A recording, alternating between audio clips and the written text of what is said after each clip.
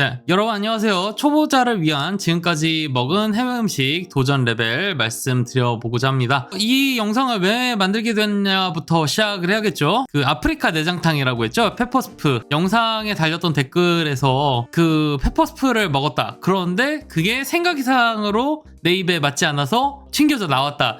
그게 좀 되게 안타깝더라고요. 왜냐하면 저도 처음부터 뭔가 되게 여러 가지를 다 먹진 않았어요. 친숙한 거부터 시도를 했기 때문에 그거를 좀 말씀을 드리려고 초보자라면 이렇게 시작하는 게 좋겠다. 이렇게 레벨을 정했습니다. 그래서 제가 봤을 때 제일 쉬운 건 라이스 푸딩입니다. 크림 브릴레라고 하죠. 커스타드를 위에다가 설탕을 뿌린 다음에 불로 끄슬린 거. 거의 그거랑 맛이 비슷하거든요. 이건 정말 한국인에게 있어 호불호 없이 단맛 적당해요. 지나치지도 않습니다. 그리고 계란하고 우유, 이건 모두가 다 일상에서 먹는 친숙한 것들이잖아요. 거기다가 쌀의 쫀득함이 살짝 더 들어간 친숙한 조합이거든요. 단점이다? 라고 할 만한 게 없는 그런 느낌이기 때문에 레벨 1 엔트리로 정했고요. 두 번째, 툴라 케이크. 적당히 달고 씹는 맛도 좋아요. 대신에 퍽퍽해요. 음료랑 먹는 거 추천을 드립니다. 대신에 탄산음료는 안 돼요. 탄산음료는 피자, 햄버거 이런 식으로 맛이 강한 거랑 같이 먹을 때 어울리고요. 이런 디저트랑 탄산음료는 잘 안 어울리잖아요. 그래서 홍차, 커피, 우유 요런 거 아니면 밀크티까지 요럴 때는 어지간하면 잘 어울린다. 그래서 무난한 단맛과 씹는 맛이 합쳐졌기 때문에 툴라 케이크를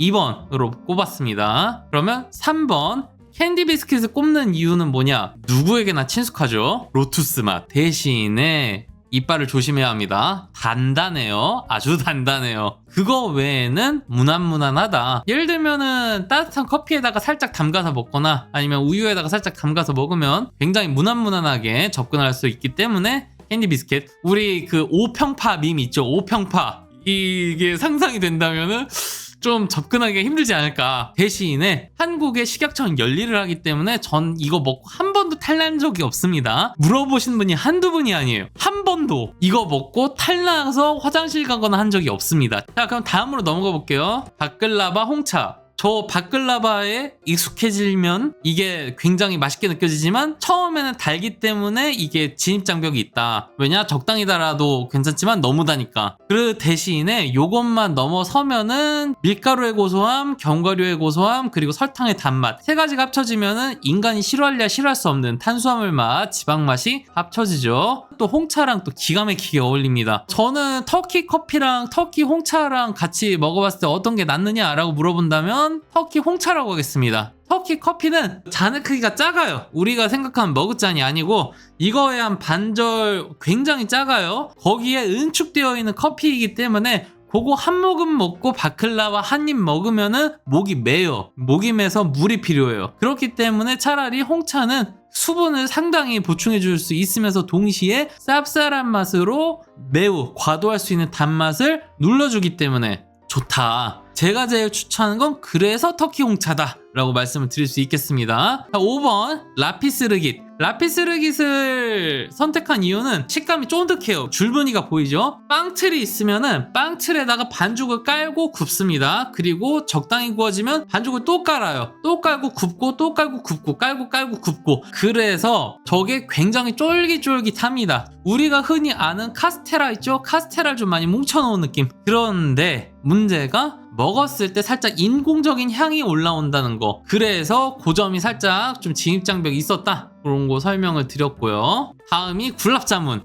이거 맛있죠? 그런데 대신에 사람들이 말하죠. 이거 먹으면 당뇨 걸릴 것 같다. 많이 답니다. 직선적이고 뾰족한 정말 폭력적으로 느껴질 정도의 단맛이 납니다. 그렇기 때문에 단맛을 정말 좋아하시는 분들이 이 굴랍자문의 매력에 헤어나지를 못하는 거죠. 대신에 직선적이고 폭력적인 단맛을 감내해야 돼서 쓴맛 나는 음료가 필요한 겁니다. 그리고 플러스 카르다몬이 들어가거든요. 카르다몬은 한국에서 정말 안 써요. 소두구라고 말하죠. 그래서 생소한 향기가 나요. 7번 슈톨렌. 무난하게 달고 고소합니다.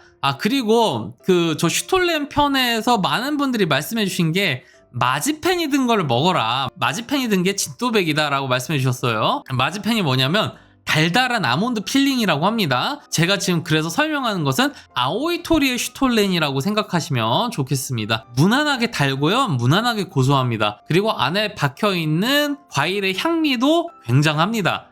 그래서 요것이 홍차랑 우유랑 아니면 커피랑 먹어도 뭘 먹어도 무난하게 어울리는 좋은 맛이에요. 대신에 이게 19,000원입니다. 그래서 케이크 하나 값이죠. 인건비라든지 성의라든지 재료비라든지 합치면 납득할 만한 가격이 될 겁니다. 대신에 우리가 흔히 생각하는 그 빵의 가격 있죠. 그거보다는 상회하기 때문에 다소 높은 가격대가 진입장벽이 아닌가 그렇게 생각을 했고요. 저 하얀색은 뭐냐면은 분당이라 그러죠. 입자가 매우 고운 설탕입니다. 그렇기 때문에 저 설탕가루가 썰 때 날려요. 그래서 좀 정리하기가 살짝 빡셉니다. 그래서 제가 요 두 가지를 진입대라고 생각을 했습니다. 그럼에도 불구하고 단맛과 고소한 맛 합쳐지니까 굉장히 맛있게 느껴질 것이다. 8번 요 빠니뿌리가 단맛이 강조되는 거의 마지막이다 라고 생각을 하시면 되겠습니다. 과자는 바삭하고 정말 요걸로밖에 설명을 못하는데 신맛, 쓴맛, 짠맛, 단맛,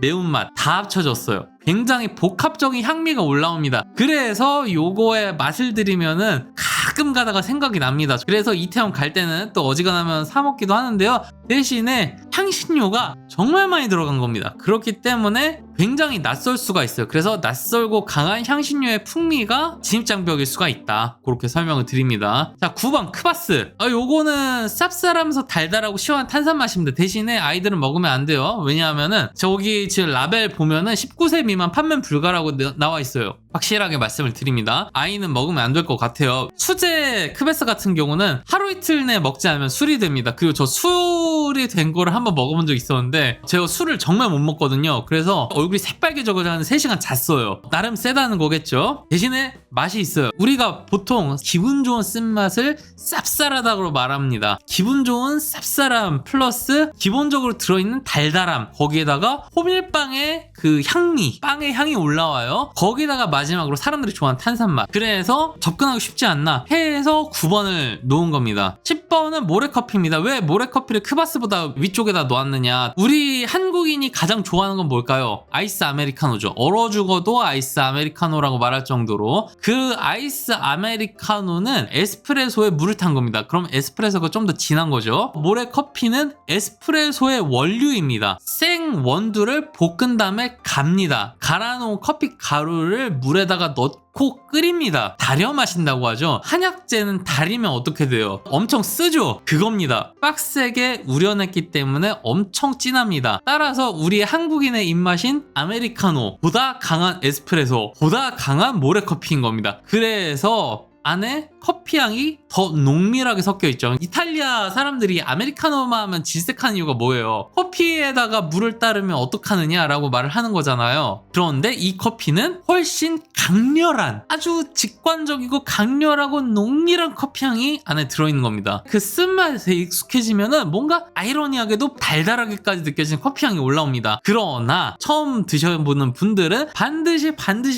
단 것과 드셔야 합니다. 그래서 그 알페도의 모래커피를 먹었을 때 로꾸마와 같이 줬거든요. 로꾸미 엄청 답니다. 그 엄청 단 거를 먹고 혀에 남을 때 살짝 쓴 커피를 넘기면은 로꾸미의 단맛과 터키 커피의 쓴맛이 섞이면서 굉장히 좋은 시너지가 나옵니다. 기억해 주시고요. 반드시 단 것과 드셔야 한다는 거. 11번 플로멘 샤실릭. 이제부터는 단맛이 메인이 아니고 고소한 맛, 기름 맛이 메인입니다. 모두가 고기는 좋아하죠. 그 직관적인 고기 맛이 그대로 혀에 때려 박힌다 라고 생각하시면 됩니다. 대신에 안에 기름이 이빠이 들어갑니다. 기름이 이빠이 들어가기 때문에 느끼하게 느껴질 수 있다. 그거 주의해 주시고요. 그래서 요때는 탄산음료랑 같이 드셔도 좋다. 탄산이 느끼한 맛을 많이 사라지게 해주니까. 거기다가 플러스 호불호가 갈리는 두 가지가 들어갔죠. 당근이 들어갑니다. 그리고 건포도, 밥에 건포도가 들어있잖아요. 그래서 제가 먹었을 때는 고소한 고기 맛에 플러스 쫀득한 쌀의 맛, 플러스 달달한 당근의 맛, 플러스 건포도의 단맛, 요게 합쳐서 단짠 거기다가 살짝의 기름진 맛까지 들어가서 굉장히 제 입맛엔 맞아요. 그런데 그게 이제 좀 장벽일 수 있다. 그렇게 정리할 수 있겠습니다. 이 354 차트는 아까 전보다는 향신료가 더 많이 들어갔어요. 그렇기 때문에 플롭과 샤실릭보다는 진입장벽이 좀 있다라고 이제 설정을 한 거거든요. 저 354라는 게 삼각형 삼각불 모양의 인도 만두거든요. 그 안에다가 감자속을 가득 채우는데 감자속이 굉장히 익숙한 맛입니다. 뭐냐면 오뚜기 카레향. 인도인들이 감자의 마술사라고 생각하는 이유가 저 감자를 정말 맛있게 만들었어요. 그래서 친숙한 오뚜기 카레향 감자가 중심적인 맛을 잡아주기 때문에 한국인 입장에서 보면 뭔가 되게 모험하는 느낌이 안 들어요. 아, 그냥 친숙한 감자구나, 그렇게 생각을 할 수 있어요. 대신에 무엇이 이제 진입장벽이냐, 각자의 재료의 맛이 굉장히 강렬해요. 여기에 생양파, 생토마토가 들어가거든요. 거기다가 처트니도 맛이 강렬해요. 안쪽에 들어가 있는 토핑들의 하나하나가 자기 주장이 되게 세요. 그래서 그게 좀 진입장벽이다. 그리고 또 하나, 요구르트와 향신료가 들어가기 때문에 그 향미도 또 우리한테 있던 진입장벽이지 않나, 그렇게 생각을 해서 12번을 놨습니다. 13번 도로와. 점점 향신료의 맛이 강해지는데 한국인이 좋아하는 딱 제육볶음 느낌의 매운맛이에요. 달짝지근하게 맵게 혀에 달라붙어 가지고선 끈덕지게 늘어진다. 그리고 살짝 느껴지는 불맛, 거기다가 인심 좋게 들어있는 닭다리 2개, 그리고 계란 장조림처럼 느껴지는 계란 하나, 그래가지고 닭다리 2개와 계란 하나가 들어있거든요. 어우, 맛있습니다. 저거 솔직히 말하면 또 가서 또 먹고 싶어요. 하지만 그럼에도 불구하고 진입장벽은 인제라입니다. 인제라가 뭐냐면 저 돌돌 말린 빵 있죠. 강렬한 시큼털털한 맛이 납니다. 저 도로왓은 기름집니다. 기름지기 때문에 입에 물릴 수 있어요. 느끼하게. 그거를 인제라의 시큼한 맛이 새콤하게 변하면서 잡아줍니다. 그래서 도로왓은 인제라랑 먹는 게 정말 잘 어울린다. 대신에 인제라를 좀 익숙해져야 한다. 그냥 마음이 넓게 받아들여지면은 도로왓은 충분히 맛있게 먹을 수 있다. 자, 14번 까샤. 통조림을 깠을 때 좀 살짝 정감 있는 외관이긴 한데 거기다 플러스 너무 무난합니다. 너무 무난하기 때문에 짭짤한 반찬이 반드시 필요하다. 고려당근이라든지 그 외에 여러 가지 반찬이 반드시 필요하다. 그 다음엔 빨락바니르. 빨락바니르가 저 웃고 있죠. 굉장한 살인미소인데 카레에만 집중해보세요. 그러면은 녹색입니다. 시금치 카레거든요. 놀랍도록 고소하고 부드러운 맛입니다. 대신에 색상에 접근하기가 힘든 색깔이긴 해요. 저 색깔만 극복을 하면 굉장히 고소하고 버터향이 또 납니다. 모든 사람들에게 좀 호불호가 좀 적게 어필할 수 있는 카레가 아닌가. 인도 카레치고 호불호가 굉장히 적게 어필을 할 수 있다. 저는 되게 맛있게 먹었다. 그리고 이제 빠니르 띠까 마살라 같은 경우는 빨락빠니르보다는 조금은 향신료가 많이 들어갑니다. 고소한 맛과 매운맛이 조화를 이룹니다. 거기다가 제가 좋아하는 빠니르 치즈 뽀득뽀득 씹힙니다. 뽀득뽀득. 밀도가 굉장히 있고요.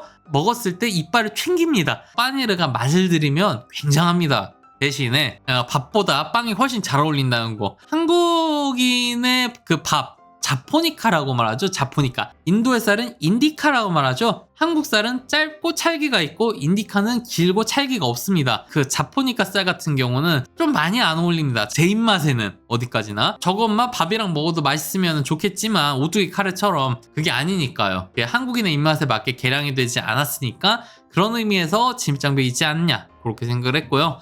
페퍼스프와 푸푸. 저 참 제 입장에선 감사한 음식이죠. 많은 분들이 봐주셨는데, 많은 분들이 봐주신 다음에 저거를 이태원에서 트라이 하신 다음에 어려움을 느끼신 분이 정말 많으셨다고 해요. 제 입맛에는 저게 정말 쫄깃하고 얼큰한 내장탕이거든요. 문제가 안에 야채가 없어요. 한국의 내장탕은 뭐예요? 안에 시래기라든지 우거지가 들어있죠. 그 다음에 옆에 다양한 반찬하고 같이 먹어요. 최소한 김치하고 같이 먹어요. 없어요.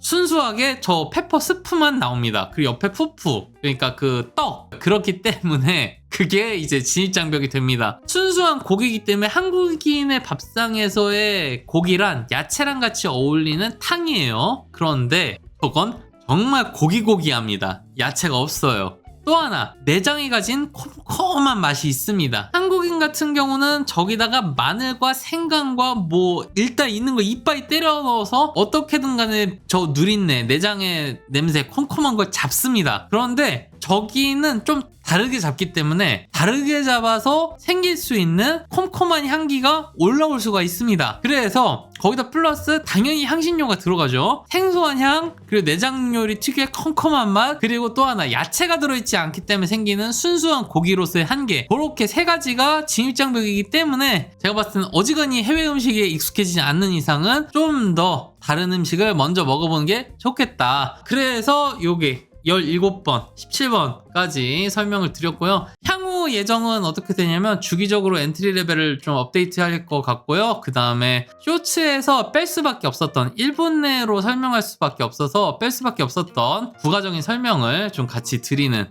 긴 영상으로 찾아뵙지 않을까 생각을 합니다. 자, 여기까지 긴 시간 같이 해주셔서 감사하고요. 그럼 차후에 쇼츠에서 뵙겠습니다.